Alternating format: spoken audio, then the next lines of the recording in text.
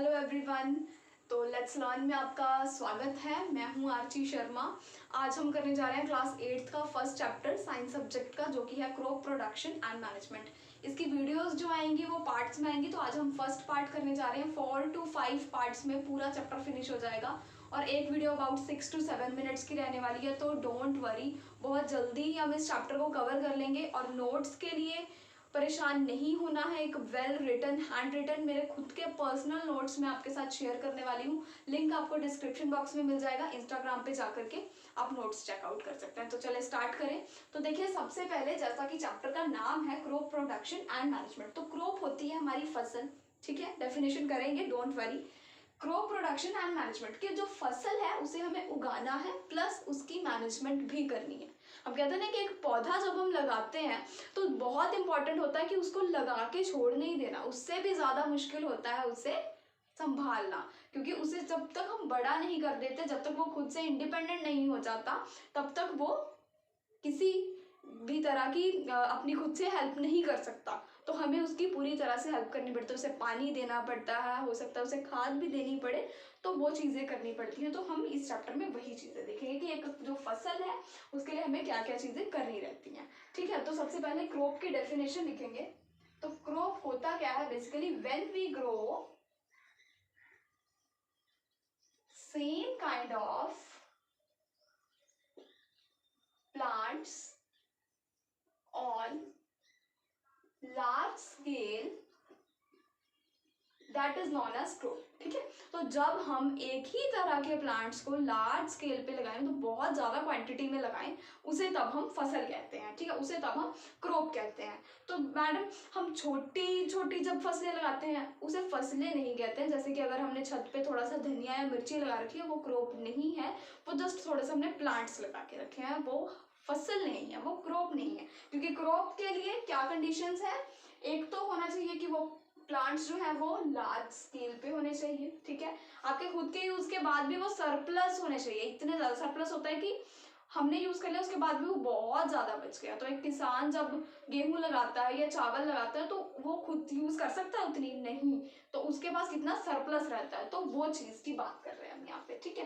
तो क्रॉप्स में एग्जाम्पल्स आ गई, आपके पास फसलें होती हैं, सीरियल्स होते हैं, और फ्लावर्स हैं। फ्लावर की भी क्रॉप होती है। आजकल मैरिजेस में और पार्टीज वगैरह में डेकोरेशन में ये बहुत ज़्यादा इंपॉर्टेंट रोल प्ले कर रहे हैं। तो फ्लावर्स हैं, फ्रूट्स हैं और वेजिटेबल्स हैं, ठीक है। तो अब वेजिटेबल्स ये सारा कुछ आ गया क्रॉप में। तो अब क्रॉप को हम क्लासिफाई करेंगे, क्योंकि सर्दियों में अलग सा खाना खाते हैं और गर्मियों में अलग सा खाना खाते हैं। तो उसी की बेसिस पे हम क्रॉप्स को जो है क्लासिफाई भी करते हैं, ठीक है। तो देखिए, क्रॉप्स को 2 टाइप्स में हमने डिवाइड कर रखा है on the basis of season. Crop is divided into 2 types, ठीक है। इतना ज्यादा लिखने की जरूरत नहीं है, you are enough intelligent. So is divided into 2 types. So the types are kharif and rabi, okay. तो देखो, खरीफ में क्या होता है, खरीफ में आती हैं वो चीजें, वो फसलें जो कि रेनी सीजन में लगाई जाती हैं। तो ठीक है, तो खरीफ का सीजन कौन सा आ गया, रेनी का। और रबी का सीजन आ जाता है हमारा विंटर का, ठीक है। विंटर नहीं होता है, विंटर होता है। तो विंटर का सीजन आ गया और रेनी का। तो मैम बहुत ज्यादा कंफ्यूजन हो जाती है कि खरीफ वाला रेनी है या ये वाला रेनी है, एग्जाम में हम कंफ्यूज हो जाते हैं। So don't get confused, because एक मैं बहुत इजी आपको एक वे और एक मेथड आपको बताने वाली हूँ जिससे कि आपको कभी नहीं भूलेगा कि खरीफ कौन सी होती है और रबी कौन सी होती है। देखो, खरीफ रेन में जब रेनी सीजन आता है ना, तो कई बार ऐसा होता है कि एक्सपेक्टेशन से बारिश ज़्यादा हो जाती है।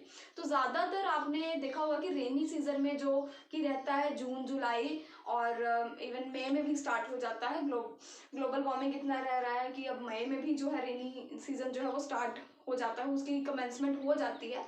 तो ये जो है ना रेन, इसकी वजह से क्या आते हैं फ्लड्स, और तब क्या होती है, बहुत ज़्यादा फसलें खराब हो जाती हैं। तो खरीफ से रेन और फसलों का खराब होना, मतलब रेन में फसलें खराब हो रही हैं तो खराब से खरीफ, इस तरह से मेमोराइज कीजिए, कभी नहीं भूलेगा।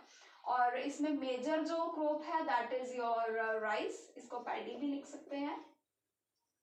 आपने देखा होगा जब राइस लगाते हैं तो जो किसान है वो खेत में घुटने घुटने तक पानी रखते हैं, तो इसी से याद रखिए कि जो राइस है इसको बहुत ज़्यादा पानी की जरूरत है, that's why it is in rainy season. ठीक है, तो राइस है हमारे पास। उसके बाद आ जाता है मेज, गर्मियों में खाते हैं ना भुट्टा। और आएगा इसमें हमारे पास पंपकिन। ठीक है, और बाकी बहुत सारी वेजिटेबल्स हैं, आप याद कर सकते हो कि गर्मियों में कौन सी खाते हो, लेडी फिंगर एक्सेट्रा। ठीक है, और विंटर की मेजर क्रॉप है हमारी the king wheat.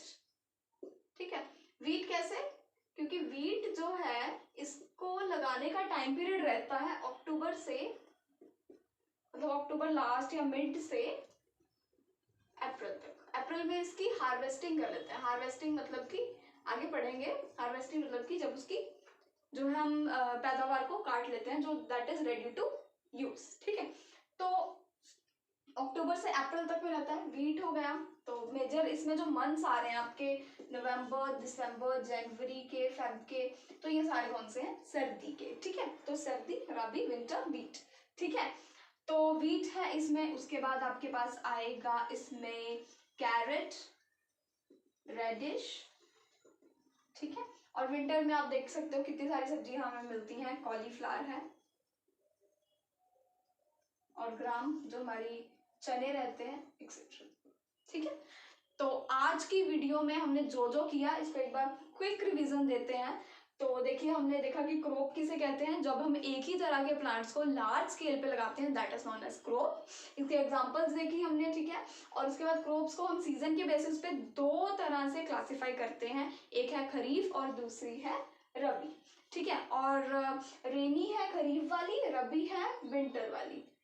Kharif rainy, Y खराब से लिया है। ठीक है, अब ये एक सिर्फ ट्रिक है याद करने के लिए, इजी करने के लिए। तो इसमें क्या आएगा, राइस, मेज, पंपकिन एंड लेडी फिंगर, ये सब गर्मियों में हम खाते हैं, याद रखना। और विंटर्स की आएगी wheat, carrot, radish, cauliflower and gram. इसके अलावा और अगर आपके माइंड में आ रही है, नो प्रॉब्लम, नो इश्यू, आप लिख सकते हैं, लेकिन वो करेक्ट होनी चाहिए। जरा इतना जरूर चेक कर लीजिएगा कि आप गर्मियों में क्या खाते हैं और सर्दियों में कौन सी वेजिटेबल्स खाते हैं। ठीक है, तो आज की वीडियो में, आज के पार्ट में इतना ही। नेक्स्ट पार्ट आपके साथ जल्दी शेयर करूंगी, उसमें हम नेक्स्ट करेंगे एग्रीकल्चरल प्रैक्टिसेस के बारे में। और अब अगर आपको नोट्स की जरूरत है, इस चैप्टर के नोट्स चाहिए, तो डोंट गेट वरीड, परेशान नहीं होना है कि हम फटाफट से वीडियो में नहीं नोट कर पाए, या फिर इसमें अच्छे से रिटन डाउन नहीं है इंग्लिश में, तो आप इसके लिए इंस्टाग्राम अकाउंट को फॉलो कर सकते हैं। Thank you.